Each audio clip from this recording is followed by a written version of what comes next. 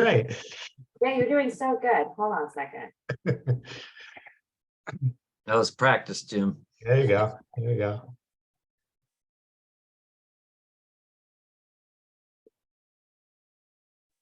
I guess that all right, go ahead. Good morning and welcome to our panel session. I apologize, we're a little late. We're having slight technical challenges, but I think we've overcome them.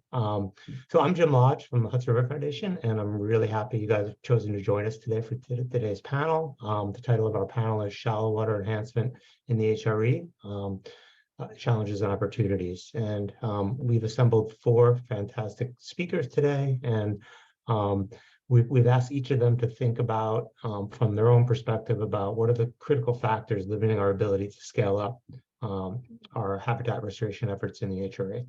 And this particular question is one that I spent a lot of time thinking about. Along with a lot of you, I've been working on this issue since at least 2010, so over the past decade.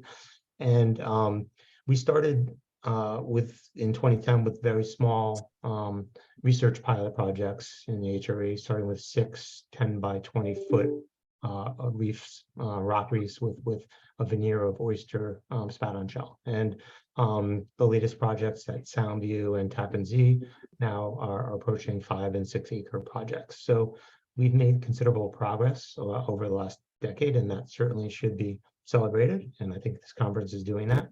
But at the same time, we have a long way to go to reach the restoration targets that are identified in the CRIP. And for those of you who are not well versed in the CRIP targets, I'll just review quickly 3 of them. The 3 for you that the shallow water habitat enhancements are the focus. That first is the one called Shorelines and Shallows Tech. The second is the Habitat for Fish, Crab, and Lobster Tech. And the third is Oysters and Oyster Reef Tech. And so all of these have their own 2020 and 2050 targets. But the Oysters and Oyster Reef target is perhaps the most ambitious, with a 2050 target of 2,000 acres. So clearly we have a ways to go to reach those ambitious goals. So the purpose of this panel discussion is to help us explore what's holding us back, and how can we think about ways to enhance these efforts and to grow into these much larger restoration projects. So before I turn it over to Steve Zahn, who will moderate this panel today, just remind folks on Whova that there's a Q&A tab, and we ask you to put your questions for the panelists into that tab, and Rosanna and I will collate those, and we'll address as many of those questions as we can after the panelists have provided some initial remarks, and Steve has asked some initial questions of them. We'll turn it over to the questions from all of you. So with that, I'm thrilled to welcome all of you again, and to introduce our moderator for today's session, who is Steve Zahn. And I've known Steve for 30 years, I just figured out, or at least 27, I think I calculated. And but those of you who don't know Steve, Steve had a long and distinguished career with the New York State DEC, including his as regional administrator for Region 2, and I guess deputy administrator before that. And so Steve brings his perspective and experience on all the challenges it takes to actually implement projects, and in particular the challenges from the perspective of a regulator trying to improve habitats, but balancing all those other challenges. So with that, I'd like to ask Steve to take over this panel. And again, thanks for everyone for joining us, and really looking forward to the discussion. Thank you.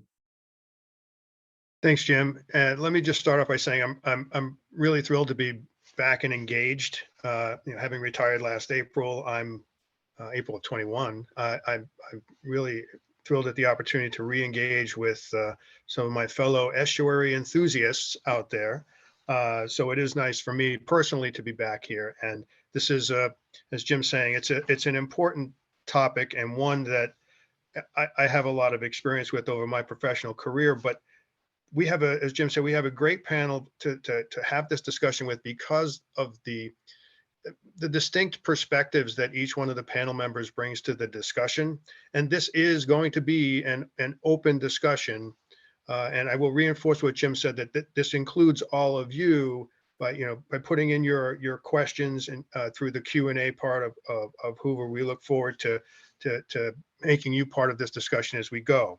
So just with respect to those perspectives, with me this morning, we have Dr. Tom Grotus from Rutgers University. And I think Tom's perspective, or what he represents on this panel, is that of a coastal researcher who has worked for years on our habitats and species utilization of those habitats. I'm just giving thumbnails here. Next, we've got Pete Malinowski from the Billion Oyster Project, and I'm labeling Pete as the practitioner because, as Jim said, he's the one on the panel here who has really got the experience of getting work done in the water and working hard to scale it up. And next we have Lisa Wanger from the University of Maryland Center for Environmental Science. And Lisa's perspective, I think, is a really unique one to a lot of these presentations, in that she's with an environmental economics as a focus for her, and including such topics as ecosystem services valuation, which I think is all important. And as Jim said, I put my regulator hat back on for today, having a lot of experience that, and to the extent that gatekeeper role and responsibility that I've been part of for all these years has played a part here, and I know it has. I'm happy to bring my thoughts and reactions to the discussion here this morning.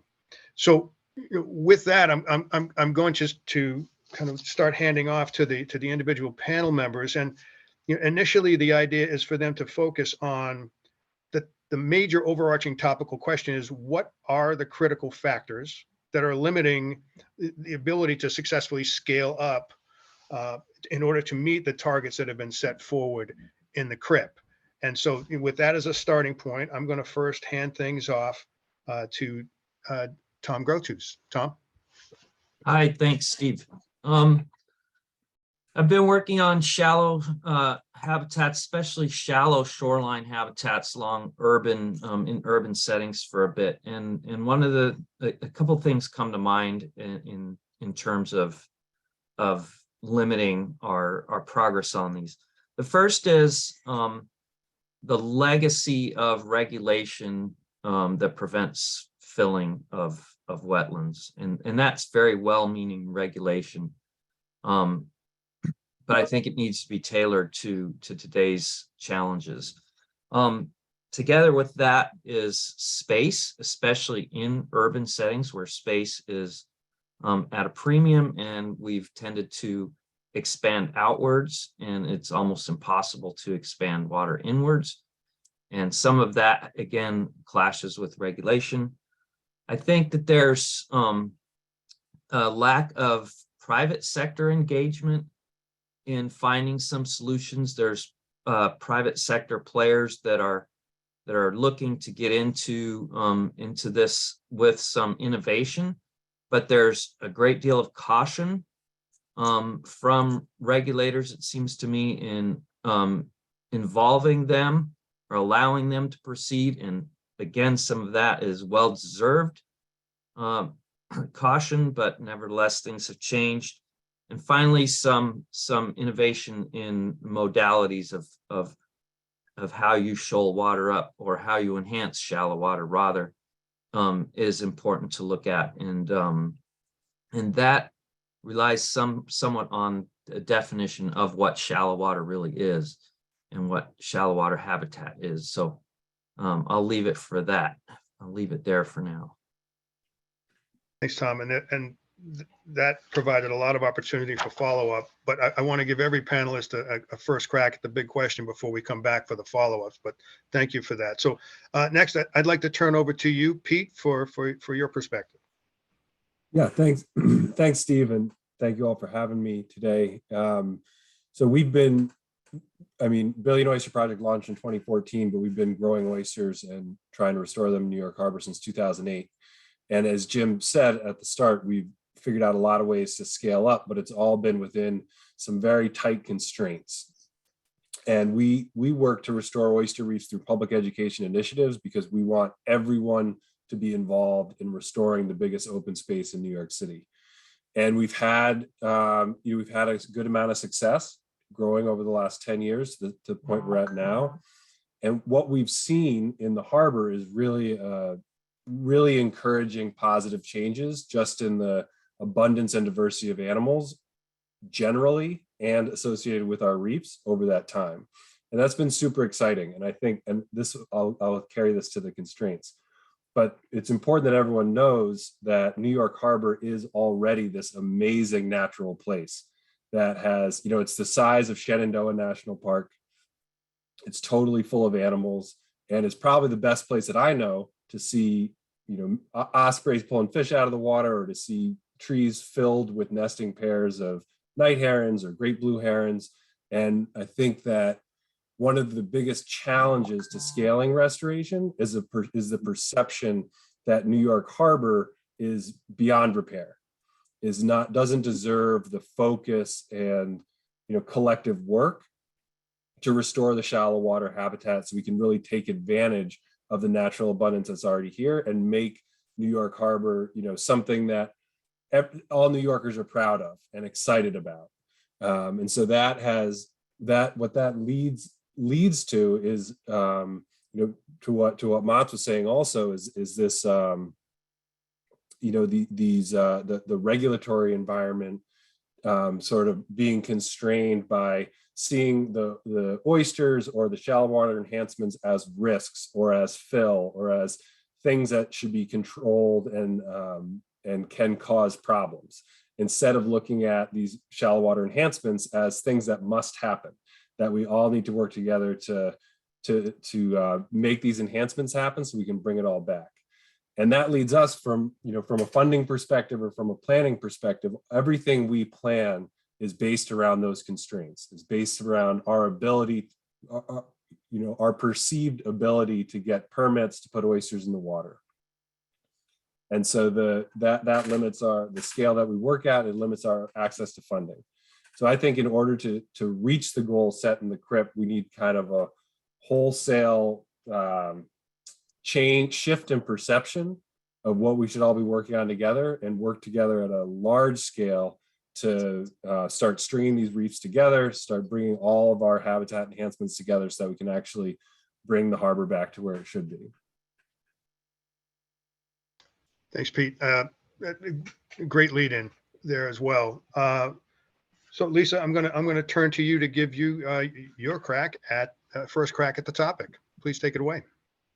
Well, thanks. And I do appreciate being part of this conversation, despite being an outsider, because I also have been thinking about this issue of scaling up and how do we create the means to do that. So I like what I've heard so far. I think you're going to notice a theme with my remarks too. I really have three main points. And so the first one is, I was asked to talk about, should we be expanding how we think about values beyond habitat? And I think the first thing I want folks to understand is that habitat is a really great place to start.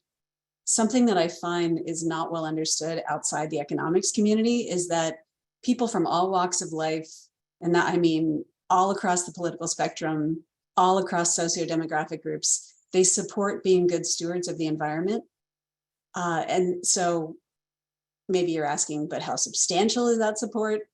In the Chesapeake Bay, we measured it, and we found that when we looked at how people valued the restoration that was expected, the outcomes that were expected from the restoration of the Chesapeake Bay, that the values for the folks that don't use the Bay far exceeded those of the people who use the Bay. So these are what we call non-use values for just knowing that habitat exists and that we are taking care of it for future generations.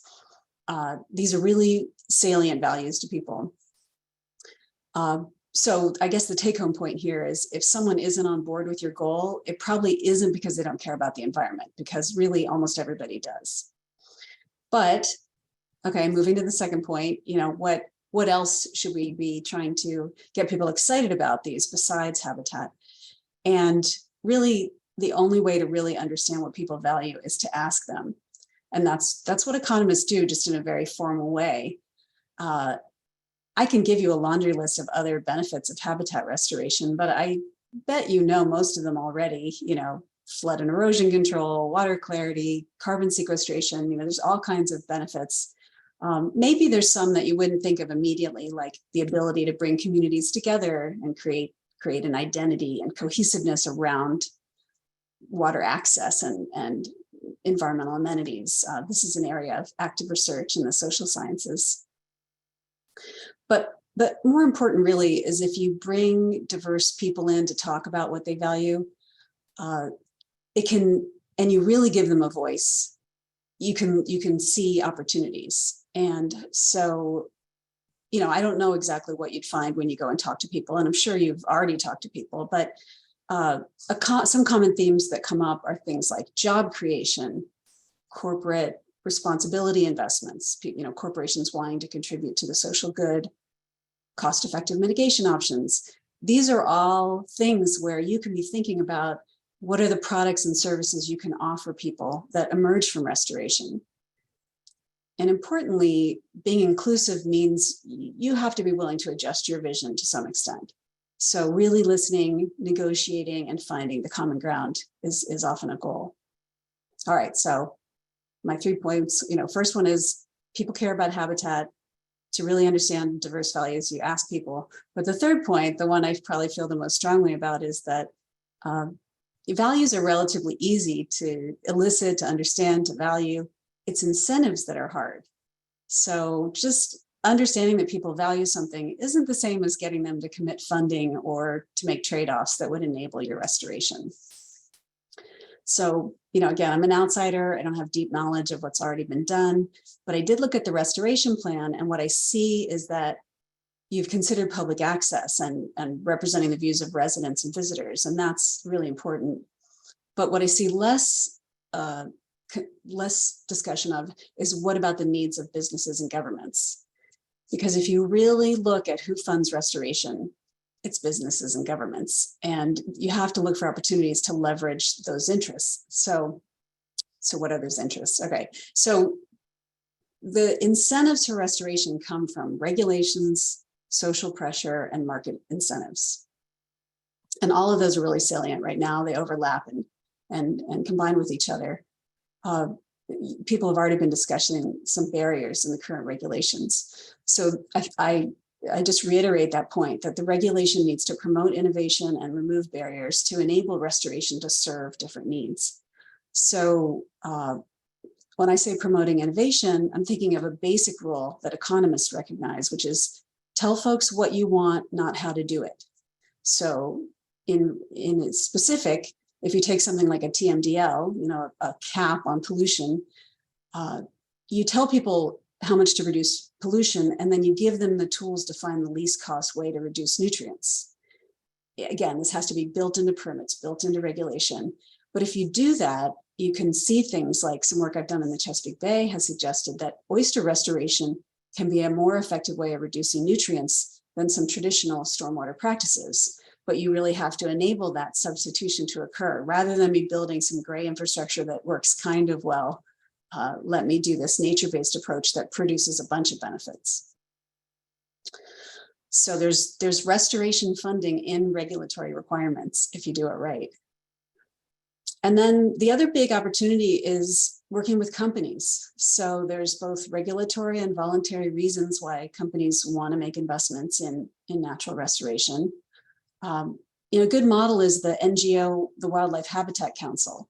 So they work directly with companies on co-developing conservation projects, and they understand that the companies want certainty, they want ease, they want things to be, simple for them. And so this NGO removes kind of the sludge of getting projects approved and all that kind of stuff, so they can essentially give them a product and that the corporations are willing to pay for. So I think that's probably enough for now, but I'll just sum up by saying, I think understanding values is really important, but it's really getting the incentives right that motivates action. Thanks, Lisa. Again, great stuff. I will repeat just for the audience. We want you to continue to send in your questions. Please do so through Hoover. All right, and they'll be recorded there. I know some are coming in already, but please do keep them coming. I mean, just as a couple of, well, before I go into follow-ups, I'll do a little bit of perspective from the regulatory sense. Again, no surprise, it's been a major factor in what has and has not happened in the harbor. You know, I fully understand. I'm having been at it and now away from it for all these years. The impact that regulation has had on all of this, and I do understand that it needs to evolve. And because the long-term perspective of regulation, as most of us realize, was, you know, first thing, do no harm. You know, if something's working, you know, even moderately well, don't go and muck around with it. Preservation is the first step, and then only allow things if they pass hurdle after hurdle after hurdle. That's kind of the nature of the regulations as I've worked with them over the decades. And it's done a great job to preserve habitats and to stop their loss from their intentional loss from, you know, bad actors or what have you. But the fact remains, we still continue to see degradation through, you know, natural processes now, if you want to consider climate change a natural process. And we see that our palette of habitats is not as diverse as it was, certainly. And, you know, there's a recognition that we'd be better off to have more diversity in the system.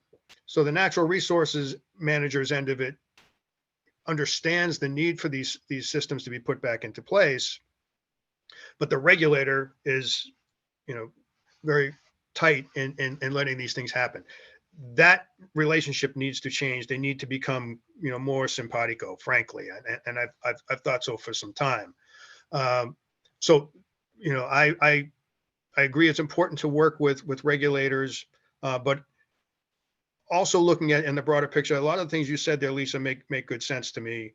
You know, we've tried to do some of those with, you know, with DEP and water quality. They have a pilot project where rib mussels are being used to achieve water quality improvements, perhaps in lieu of the need for additional gray infrastructure, which is great, but it's just one pilot project and one example of how that's happened. And incentivizing that on the part of the municipality would be a way to really scale up that kind of an approach. So I do see the regulatory impact on all of this, and I do think it's worthwhile for the community at large, regulators and the regulated, to figure out a path forward that allows smart restoration to go forward without, as regulators fear, opening the door to more nefarious changes to the habitat. So, and I think that's achievable when we bring enough people to the table to talk about the topic. Let me stop there and just do a couple of follow-up questions. Tom, just jumping back to you real quickly. In your view, what are the elements of our ecosystem and shallow water ecosystem that are missing and perhaps would be best to target in moving forward? I think one of the most criticals is shallow shorelines. And here I mean shallow that's biologically defined, because we're talking about habitat, and habitat implies that you're interested in the viewpoint of the things living there. So shallow has been otherwise defined largely. When you look at animals and algae and physics, that could be quite something different. I define it when looking at that viewpoint as things like light penetration. So you could actually make shallow water shallower by not changing the bottom at all, but by changing light penetration. So if you clarified the water, it would give you some of the qualities of shallow water. You could, of course, raise the bottom. Reef is one way to do that. If you build a reef in it, then the top comes up. then it reaches that critical depth or shallowness. But the other things that define what that critical level are include things like if it's too shallow to stratify, for instance, so that mixes down to the bottom, and then that changes bottom dissolved oxygen, which is critical. Sedimentation changes, turbulence changes, fetch, and the size of these shallow water embayments can make something effectively more or less shallow. And so reef building, oyster enhancement is one part of that, but a part that's really missing is the interaction with the shoreline, which in most of these urban habitats is flat. It's not sloped at all.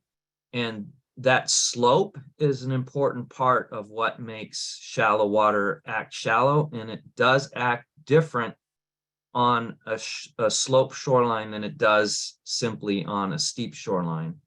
And part of that is shoreline subsidies, actually subsidies to the habitat that come from a connection with the terrestrial habitat that is blocked by things like walls.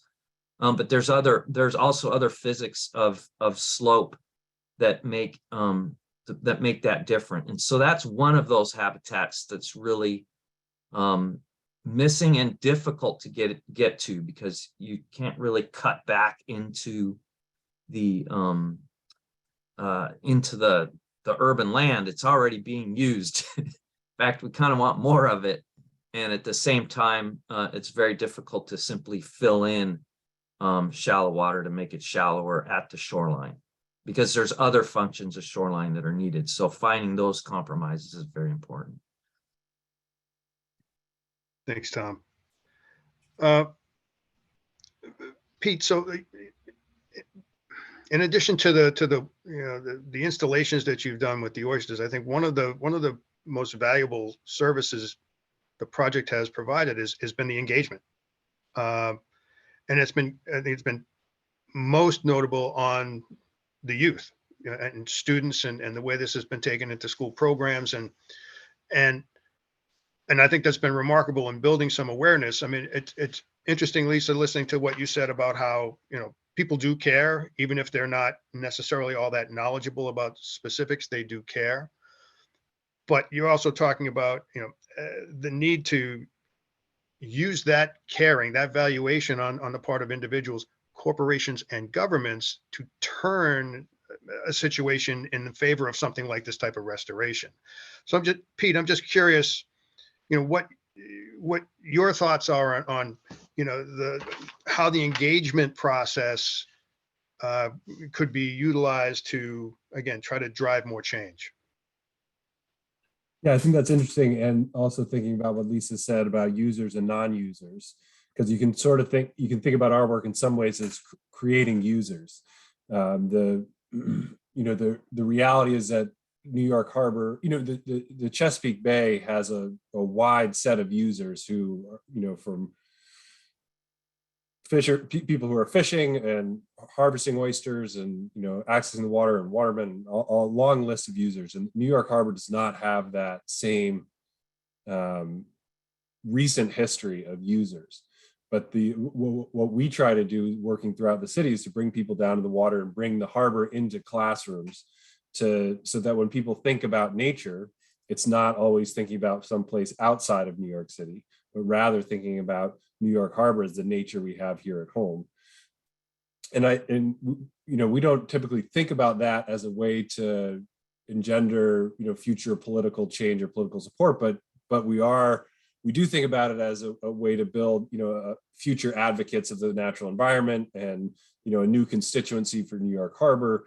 And ultimately, if we want to achieve the water quality improvements that we all want, and we want to achieve the large scale habitat improvements, we need the people in positions of power to recognize the interests of the people in New York City to have those things. And so that until everyone in New York City knows that, the harbor is great, worth preserving, worth protecting, and we fill it with raw sewage every time it rains, and we can change that if we want, and all we need is everyone to stand up and say this needs to change, then then we can actually sort of start to affect that large scale change. And so I definitely think it's an important aspect of our work, and it's also just really amazing to see young people accessing the harbor for the first time and beginning to see the harbor as something that belongs to them and they have responsibility towards. Is super exciting and definitely the coolest part of my job.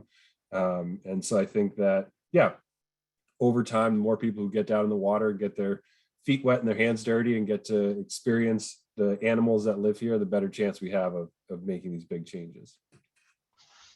Hey, thanks, Pete. Lisa, I'm curious if you have additional thoughts on, again, the idea of more engagement at the business and government level.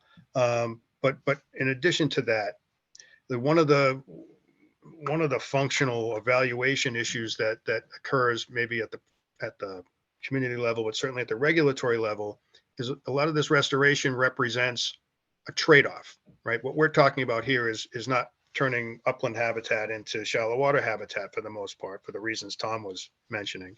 We're converting existing aquatic habitat into shallower water habitat through largely the installation of fill or reefs or what have you.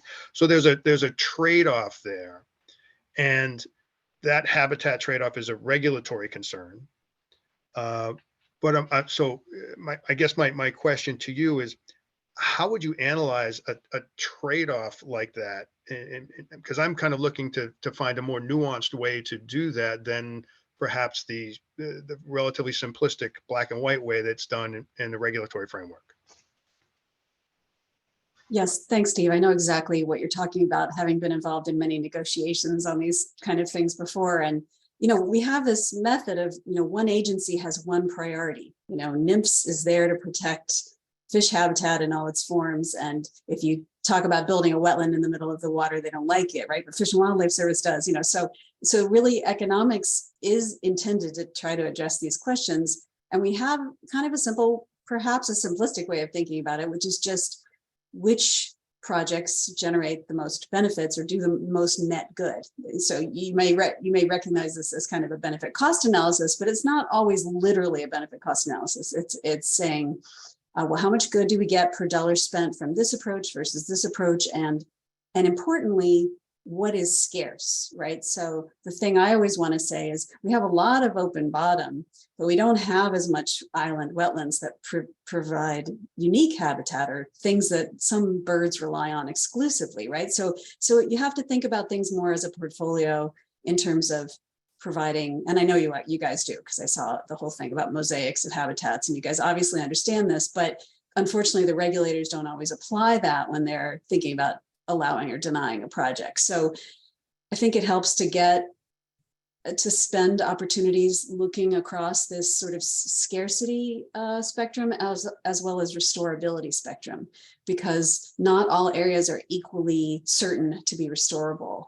And so those two things can kind of create a map of what are our best opportunities. And if you could get regulators to agree on criteria for defining the best opportunities, maybe you could ease some of these conversations.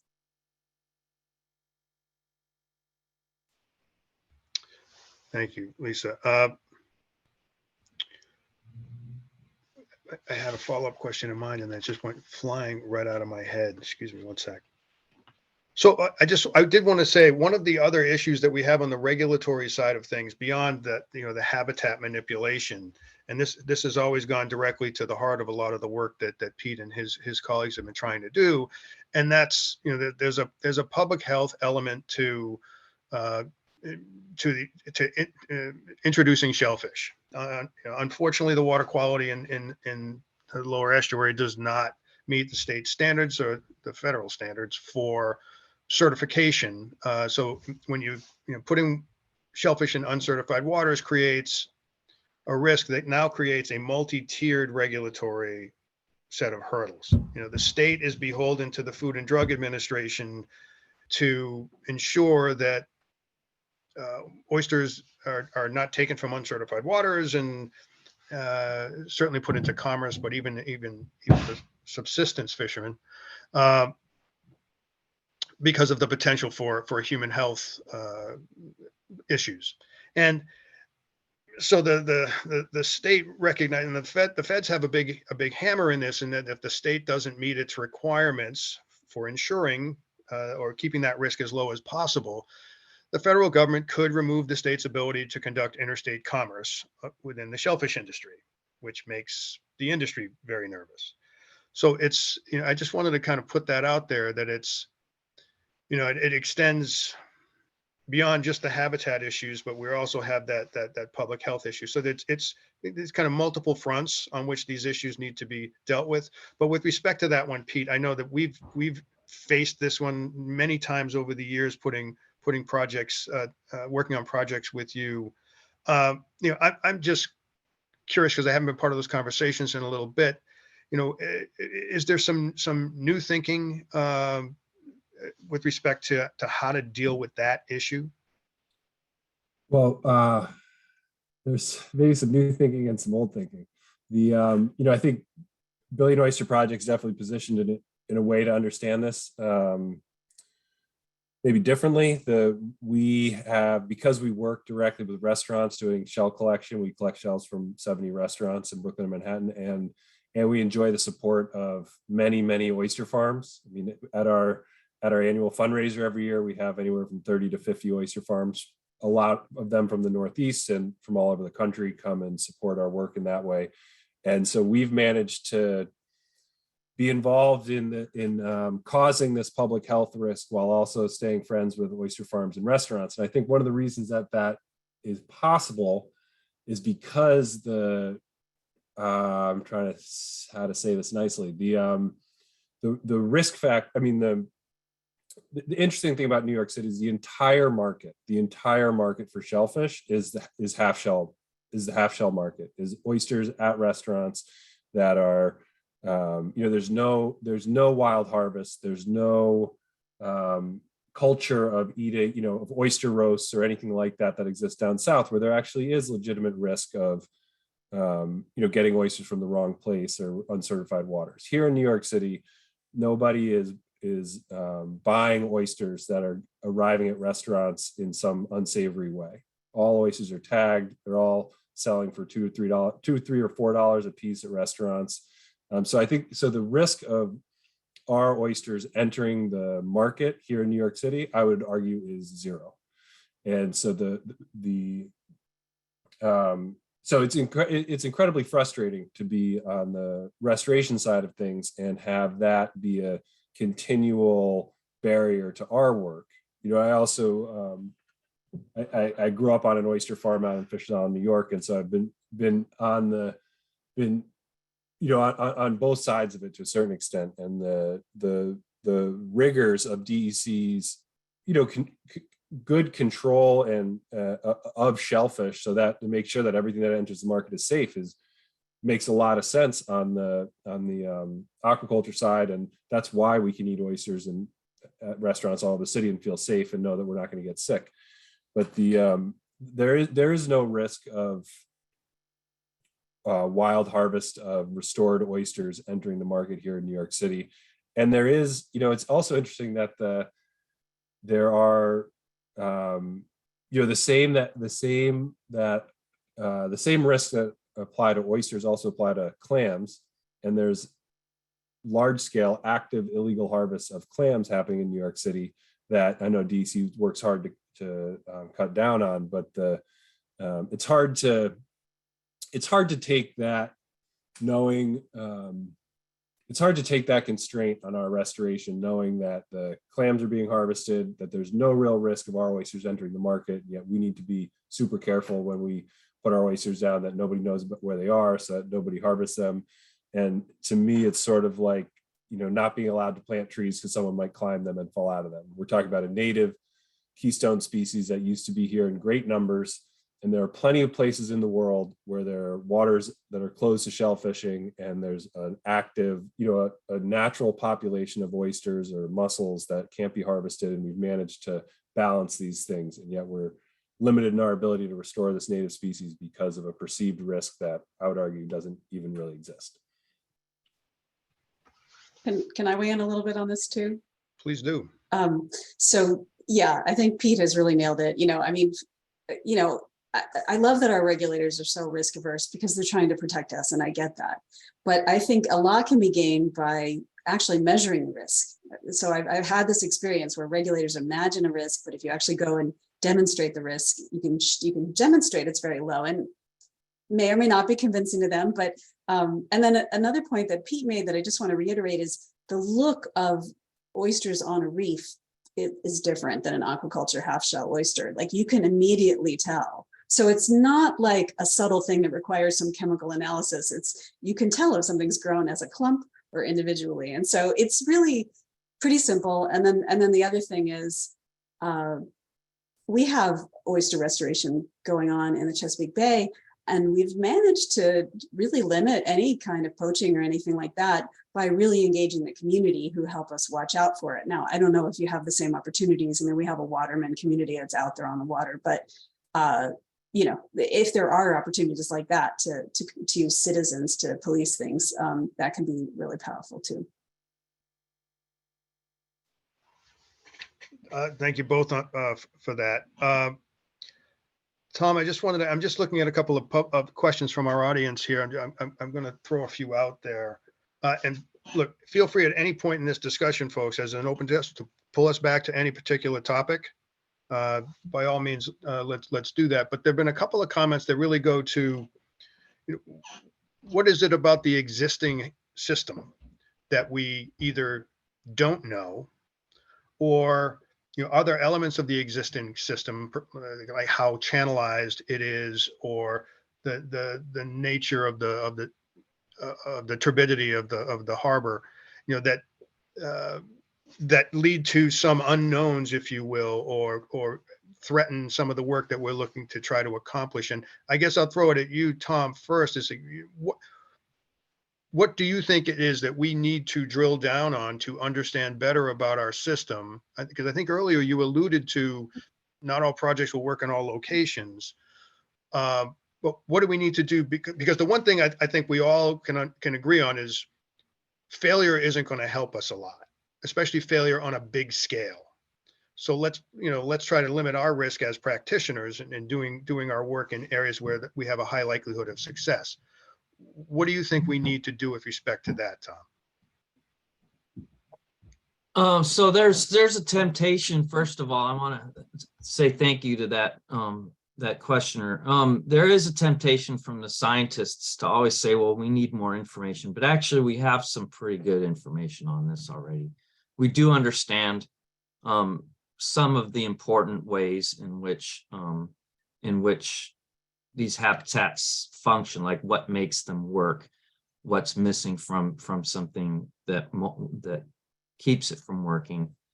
One thing that is left to do is understanding something about the scale of these. Can a small project work? Does it have to be big? At what point does it take off? A seed, a farmer that's starving will eat the seed corn, right?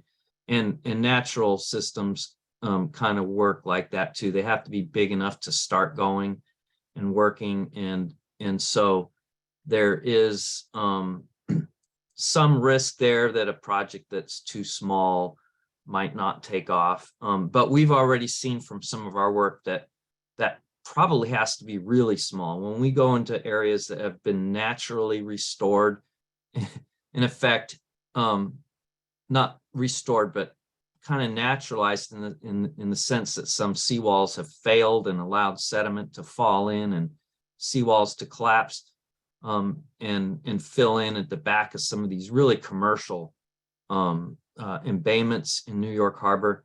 There's tons of fish there. I mean, they come in, and even though these are small, like on the order of a half an acre or so, they're absolutely teeming with small fish, the kind of fish and larval fish, juvenile fish, the things that are missing from the other shorelines. So that's one important thing, is understanding the size or scale at which these things can work and at which they might be too small to fail, because that allows you to do maybe some riskier projects that aren't very risky because they're small in terms of, well, this didn't work just the way we wanted it to, or it's more easily controllable.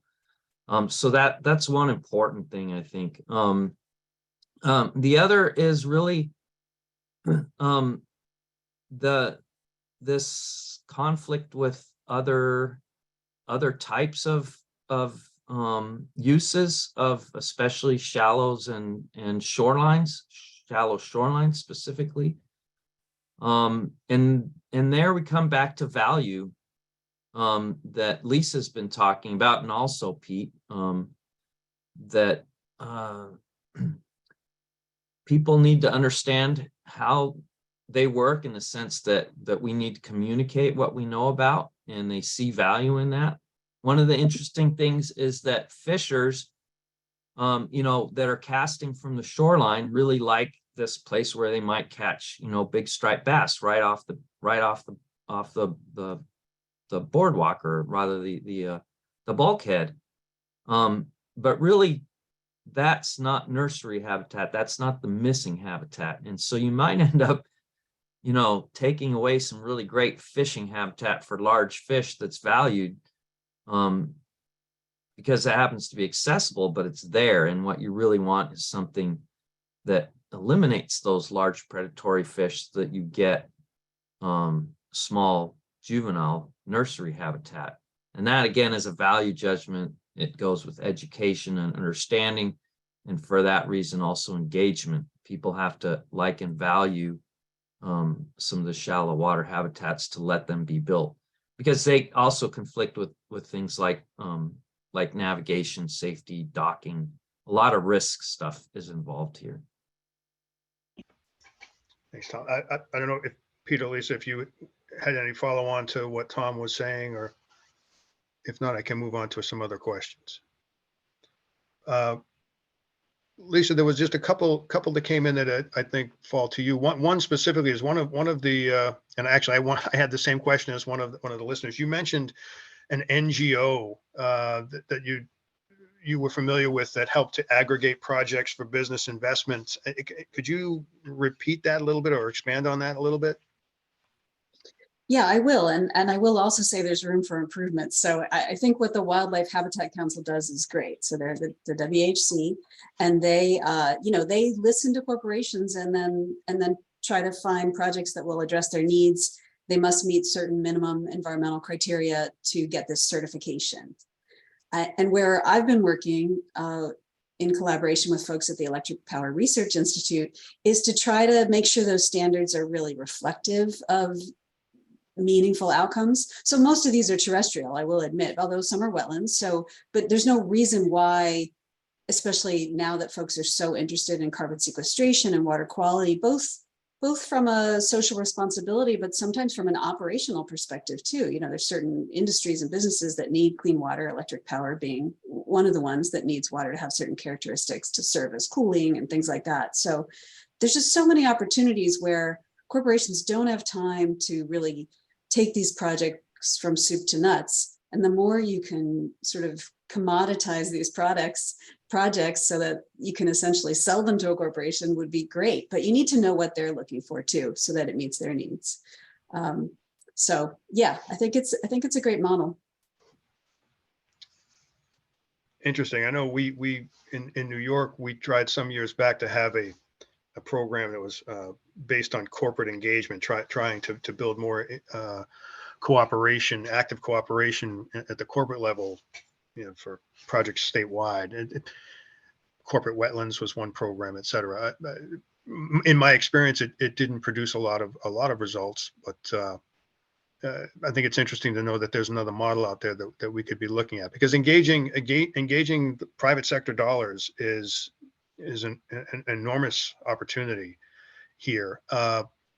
Public sector dollars, you come from, sometimes sometimes you can program for them, and sometimes things just drop right. And I'll just stump for, and thank the residents of New York State that so overwhelmingly voted for the Environmental Bond Act that passed at the election in November. It it represents a tremendous opportunity for public sector dollars to come into many areas of the environment and green jobs development, but specifically with the topic we're talking about, habitat restoration, that's one of the call outs in it. And while there's a lot of work to be done to develop the criteria and the allocations for it, for all of these projects, it's significant. I remember the Bond Act from the 90s. That was a tremendous opportunity that I know that we as a Region 2 DEC and then the City of New York and other local partners took advantage of to do some tremendous wetland work and other projects, and leveraged that with other potential dollars, but all government dollars for the most part, not private sector. And I think we all recognize private sector represents a more, if you could ever set up the system, a more stable pipeline for funding that's less herky-jerky, frankly, as government funding is. And predictability is really important in our ability to plan and implement projects. So there's my plug for and thanks and gratitude for the Bond Act passing. But I don't want to, for me, one of the big takeaways from this discussion is revisiting the opportunities to have broader private sector engagement. Can I just add a little bit? Because I think you touched on a couple of really important points. So I think you're right that voluntary incentives are always going to be less than regulatory incentives. So yeah, you're going to get some leverage from corporations just wanting something that they can market as, look, we're good social actors. And they're getting a lot of pressure from their young employees to be good social actors. So I think the voluntary efforts probably are going to ramp up in the future. But obviously anything that affects their bottom line, they're way more motivated to spend money on. So if they can reduce the cost of complying with regulation, which is essentially what like trading does or mitigation options do, if it works out, then that's so much more powerful. So I think, yeah, we shouldn't be too Pollyanna-ish about this idea. And then the other thing is, Steve, I do think there is a little bit of a misconception that, like, say, in working with the electric power industry, that they are somehow these deep pockets and they can just spend whatever we can convince them to spend on restoration.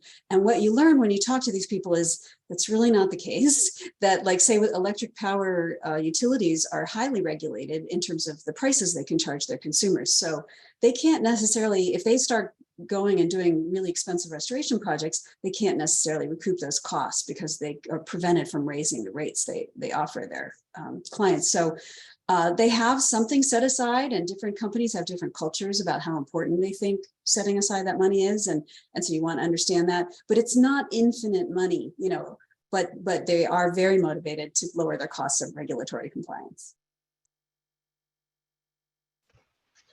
Any other thoughts from the panel on this or other topics we've touched on before I jump to other questions? Pete? Well, I think that,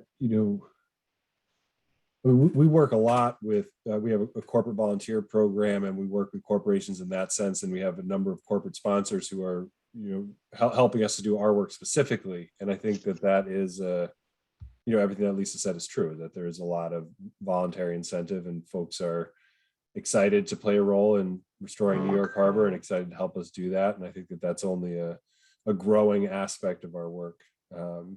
But again, one of our challenges in engaging corporate sponsors is having the kind of big vision, long-term plan that we're hoping, comes from the CRIP and the Bond Act. That provides the kind of the framework that we can build projects around, knowing that we can move forward and make those big projects happen is really helpful for getting the corporate involvement, because they want to see that, they want to see the long-term plans, they want to see the big exciting projects. And so I think that they have to work together. Yep, good point. There's a question for me. It's the question is, can I talk about an example of a successful effort that provided the regulators with the assurances that they would need for greater flexibility, given the scarcity of habitats in our environment? maybe it's my time away, but I'm struggling to come up with great examples. But I think one of the ones that's going on right now, and then, Pete's directly involved with it, is, the scale up of the enhancements in the Hudson River Park, for instance. That project, if that builds out as currently forecasted, could be, a massive scale up of installation of oysters. But the one thing that's helpful for me as a regulator is there's a really intensive monitoring and assessment component to that work. So that, pre-construction understanding of the system and how it functioned. And now we've got post-construction or post-installation monitoring that's going on. Jim at the foundation is deeply involved with that. Yeah, regulators are just cautious, and we keep, we keep coming back to that point. But I've always said, I understand why we need to diversify our system, but I need information to support the decisions. And so projects like the ones that are going on now that have robust monitoring are the way, scaling up that, like Pete's projects have provided that kind of information on the smaller pilot scale projects that he's been held to for all these years. And now as these are scaling up, like the one in the South Bronx and now the one in Hudson River Park, they're giving us more and more information on what the end result of these projects actually are. And then we can do a valuation, a natural resources valuation, if you will, at least as regulators. And so those are the things that come to my mind. The other thing, and I've said this to others in the past as practitioners, I've said, look, do me a favor and try and do your project in an area that's already relatively low quality, and see if you can, because there's an area where the risk of loss isn't so high, but the potential gains could be significant. And I haven't seen a lot of that because the installations are riskier, right? And, again, that's just playing the regulatory game. Don't do your work in a place that already has value, and the do no harm element to things really ratchets up. Try and target locations where there may be more risk. I mean, I think about some of the things that I think are in the offing for what's happening in the Gowanus Canal, with the improvements in the sediment and the water quality in the Gowanus. Maybe there's opportunities there in the not too distant future, where in the past folks would say, I'm not doing a project in Gowanus Canal. It's a waste of money, waste of time and effort. But I think we do need to be looking for kind of lower threshold risk sites as just one way of showing returns. Just kind of free thinking on that one. Go ahead, Pete. Well, I think the Gowanus Canal is an interesting example because we I mean, obviously with the cleanup happening now, we're not, no one's doing anything in the canal. But for the last 10 years, we've been wanting to and trying to put oysters in the Gowanus Canal and haven't been allowed to because they've been more of an attractive nuisance than they would have been in other places. So that's a good example. And it's the same in Newtown Creek, where you have a massively polluted site that it actually has live oysters growing in it, but we're not permitted to put oysters in either of those places because of the water quality. So I think that is I agree with you, Steve. I would love to take that on. Right. And obviously the kinds of projects that don't carry that that public health concern, whether it's wetland restoration, those have been easier to consider in those locations than ones that have that additional baggage, for sure. Steve? Yes, sir. Quick comment on that idea of risk. We have talked a bit about stuff like risk of people harvesting oysters, so health risk and stuff. There's also potential for a project to fail, in the sense that you put money into it and it doesn't yield the results. But part of that issue there is that there isn't always monitoring of restoration projects. And in fact, I'd say there frequently isn't monitoring of those kinds of restoration projects or enhancement projects. So I want to bring up Hudson River Park Trust and Tribeca there. which is not a restoration project, it's an enhancement project, but it's what we're talking about today. And they do have that kind of monitoring that continues throughout the project to look at how it actually performs. And I think that getting those kinds of results out, getting people to monitor even restoration projects that are done as mitigations helps reduce risk in the sense that it produces information with which we can evaluate risk. That's just kind of missing. Yeah. I'm talking about the kind of risk that goes with the project, whether it really yielded what it should and stuff like that. So, yeah.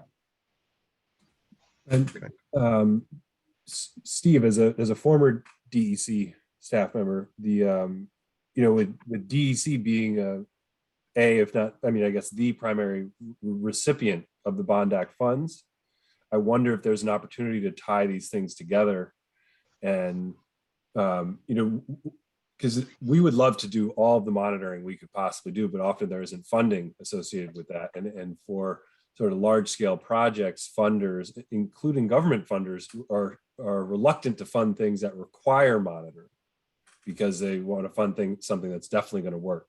And so oftentimes we're left to fundraise separately for monitoring efforts. And so I wonder if with the Bond Act and with DEC implementing a lot of that funding if you think there's an opportunity to tie that together, to say that there's going to be, both to sort of design, dollars for design and implementation, and also for monitoring with the projects that come out of the Bond Act.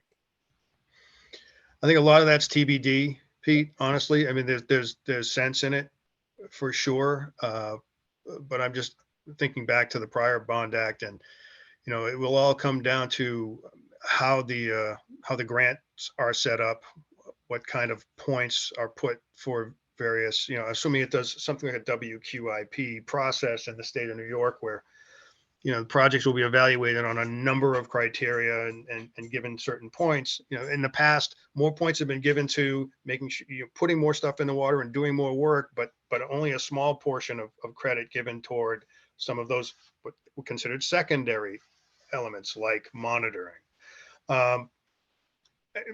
Hopefully through the discussions in the process and frankly, our evolution over the last 30 years and where we, from that prior Bond Act, is we understand the greater value, and that, it's recognized more in the process and is given more benefit when different projects are being evaluated. But that's a process that, well, I'm not working, so everything's above my pay grade, but we'll, that'll take place in central office, and there'll be a lot of discussion on what that looks like, but hopefully we can feed this into the pipeline.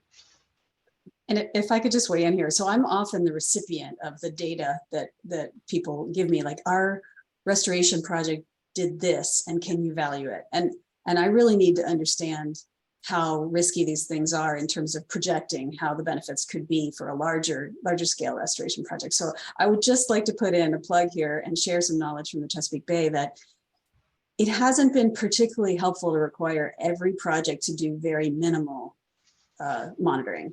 It's been much more effective. A model that's moving forward now is that money gets pooled and one person does, sampling and does the kind of in-depth monitoring you really need to see the trajectory of these restoration projects. And so that's just my little plug, is better to have a few really high quality monitoring than a lot of really bad monitoring.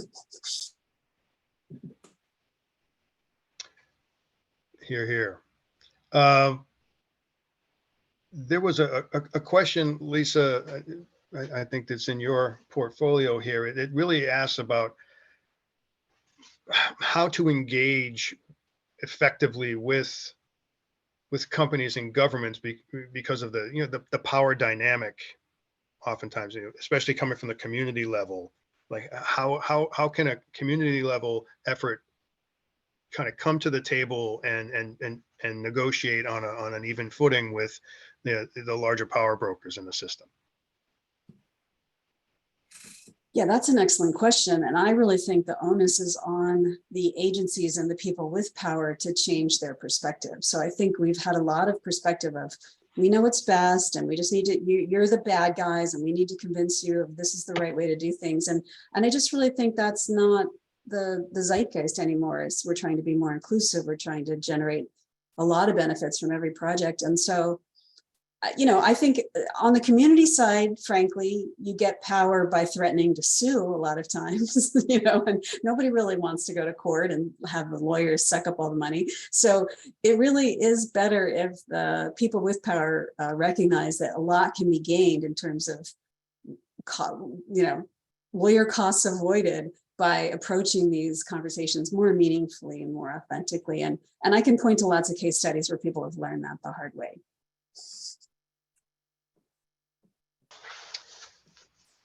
So let me throw out as we're coming into the holiday season, a Christmas wish type of question for the panel.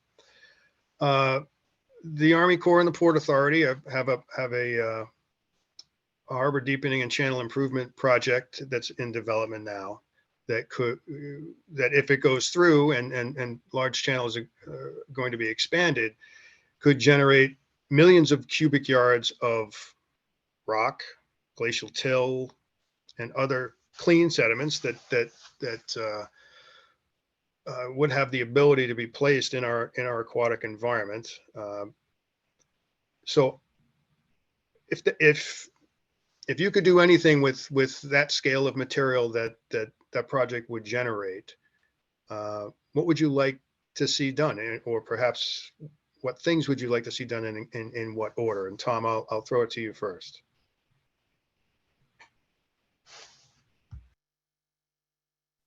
Specifically with till and sediment, I would really like to see more shallow shoreline created. And one way to do that is to go into areas that have flats and establish things like islands, which actually benefit birds as well, right? So you get like similar to what we call dredge spoil islands in other areas. And I think that's been discouraged or even prevented usually in New York Harbor, New Jersey Harbor estuary, that part of the estuary. But each of those also provides a shoreline around it, and then a method for a connection between that kind of vegetation and bird use of the island and the really shallow, I'm talking shallow, millimeters to centimeters water that's really missing, that really only happens on shallow shorelines. There's a lot of new research going on right now that looks at what happens to redistribution of sediments that are placed more generally and allowed to redistribute. Of course, we don't want that moving right back into the channel that was created. That doesn't serve the purpose of doing it in the first place. But there could be things done with shorelines, for instance, that trap sediments that are mobile. So if you deposit them upstream of those and allow them to be trapped, that's much better modeled and modelable than it used to be, and has, I think, a lower risk, higher chance of success. Yeah, that's the first thing that comes to mind. It's actually kind of a new thought to me. I wasn't aware of that this was in the near offing, but yeah, I'll pass that to somebody else. Yeah, I mean, it's important to know that project is still in development. But, even with the prior deepening, the Army Corps made it a point to beneficially reuse as much of the material that came out of that project as they possibly could. And, and I know that they're still in that mindset to have beneficial use. And this clean material could end up, out in the ocean at the HARS, or, it's suitable for a number of different kinds of uses. So I just, but. There's places that I could think of, if we wanted to get specific, but in general, that kind of, you have to consider where it's not in the way of barges or something else like that, or even mooring sites, which are generally up on the flats. But But there are places where you could actually do that proactively and build those kinds of islands and shorelines. Right. And what's one of the largest volumes of material to come out of this would likely be rock, straight out rock. So Pete, that might interest you. Well, I mean, I'm reminded of the work we did up around the Tappan Zee Bridge, because there's a wild oyster population up there, and essentially what we did was put reef structures, so reef balls and gabions filled with shell in and around the bridge to replace the habitat that had been removed for the construction of the new bridge. And then they knocked down the old bridge and brought it off the south shore of Long Island and put it in the water as habitat. And if they had just knocked it over right where it was, it would have done, it would have all been covered with oysters. I mean, a little more strategic than that, but that was all could have all been great reef material there. So I think that's a hard, hard to place lots of rocks in the harbor without being in the way of something. But we see an immediate and dramatic increase in the abundance of diversity of animals at all of our reef sites, and has to do with the oysters, but it's also just the structure, having any kind of structure. And all of the harbor is now this sort of flat, two-dimensional sediment that doesn't provide the structure. So I think rocks would be great anywhere and everywhere. And I hadn't even thought about making islands, but that's an even cooler idea. And I think there are a lot of inner pier areas and areas that are out of the way of barges and commercial traffic that you could find to put a bunch of rocks in. So super exciting opportunity. And I know this question really isn't directed at me, but let me just throw in one little economic perspective, because I do work on the dredge material management program in Baltimore. And I'll just remind folks, it's incredibly expensive to move this stuff around. So it's really good to think about matching where you're dredging from and what's nearby to make things cost effective. Yep, great point. And again, there's that word incentive again, right? To encourage in this case, the Army Corps to consider these types of placements because of the benefits it provides. And if you only have to take a barge to the other side of the harbor as opposed to out to the HARS, there's a great savings in a project. So, I mean, I put that out there as a bit of a tease, but also to kind of prime the pump for this community to think about this. This project has I would expect it's going to go at some point in time. It's not certain yet, but I think it's going to go, and you need to be ready. When the Army Corps process starts, you need to be there with your ideas to hand to them and say, all right, look, let's put this down as an option. Let's try to work this into the program.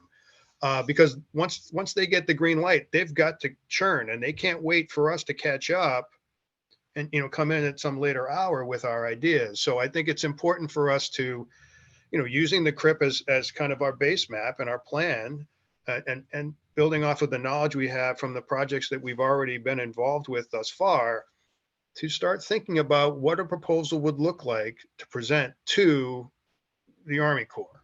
Just my thought on that. Let me see. I'm just going back to questions. Someone's asking me if I'm trying to put emphasis on projects being done in lower quality habitat, and no, that was not my intent, but it was rather to say that don't discount some of these areas, because they look, all of these projects going through the pipeline are a struggle. And I'm just saying, one of the ways to limit the struggle is to start in an area that isn't necessarily so high value to begin with. It's just one potential option that folks can consider when they're looking at different kinds of projects. So it's just an option, certainly not the preferred one that I'm sponsoring. I just want to put that out there. Can I add to that real quick? Sure, Tom. I just think that enhancing low quality habitat might bring up the quality of that habitat. So a lot of things, sponges, mussels, oysters, if you can get them in, a lot of these things in general work to improve what is low quality. They bring, they can raise oxygen levels, they can decrease nutrient levels, increase clarity. Many of these things are filter feeders. They help consolidate sediments that are moving around. There's a lot of stuff they do to turn that into higher quality. Some of them chelate heavy metals even. You don't want to eat them, but they perform services, and there's really not a great reason to avoid a low quality habitat. So the person that asked that, yeah, it's actually worth considering proactively, I would say.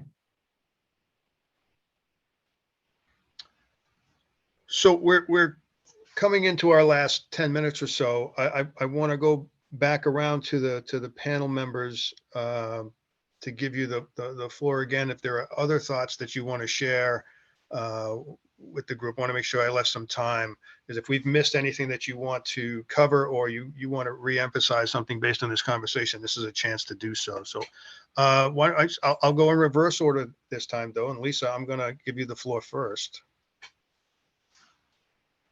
So I get the least time to think. Okay. I think I've really made all the points that I felt were really important. I just really think it's important not to lose sight, as you're creating incentives, to think about ways to save people money. And there are some things that regulators seem reticent to do that are relatively low risk. And we need to really dig into that conversation. Would science move the needle? Are there other things that would give them enough certainty about changing these things?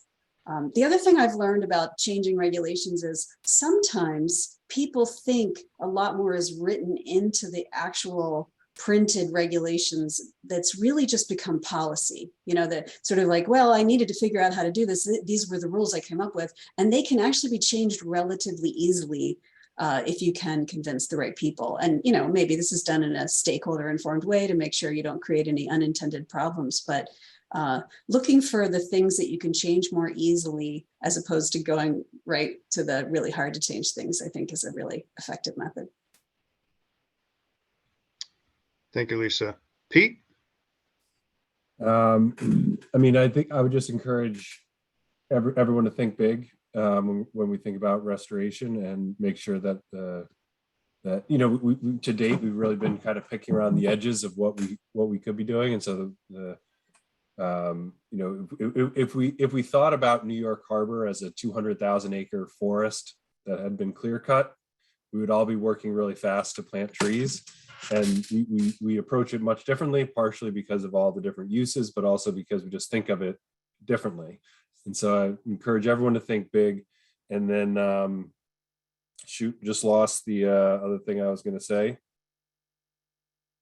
And then I think it's when we think about the community that we engage around restoration and around habitat improvements in the harbor, I don't know that it necessarily reflects the broader community of New York City.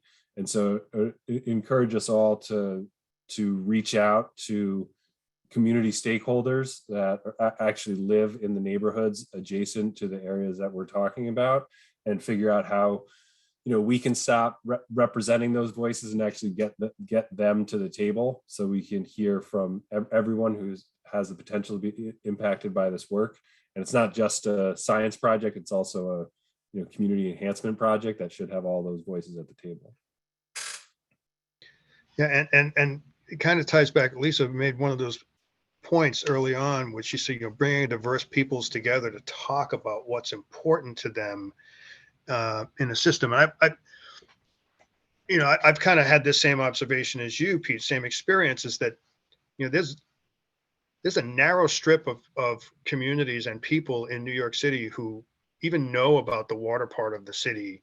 And I've always been stunned throughout my career to folks just a few blocks away wouldn't have basic awareness of the estuary that's outside them, never mind what it is and what it does for them. And so quickly, I'll just say, and the education program that you're doing, Pete, has done a lot to expand that. Thank you very much. But Lisa, when you're talking about bringing a broader sector of New York City, or no, not New York City, because this is bi-state, bringing the urban representatives or to the table, is there a risk that frankly, they're just not informed enough that it can make that kind of conversation a struggle? How have you seen that work well?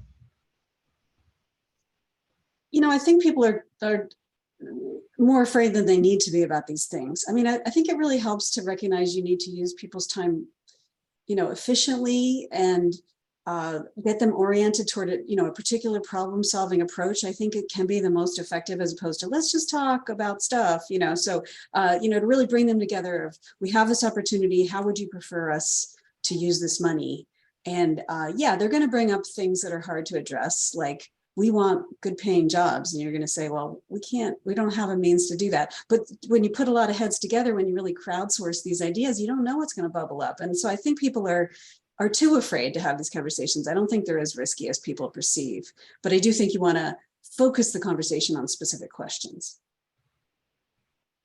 Okay, thanks for that. And Tom, I'll throw it to you. Yeah, actually, and it sounds contradictory, but actually in violent agreement with Pete, I would say think small as well. And so what I mean by that is physically really small patches, small projects can help. When we're talking about shallow water,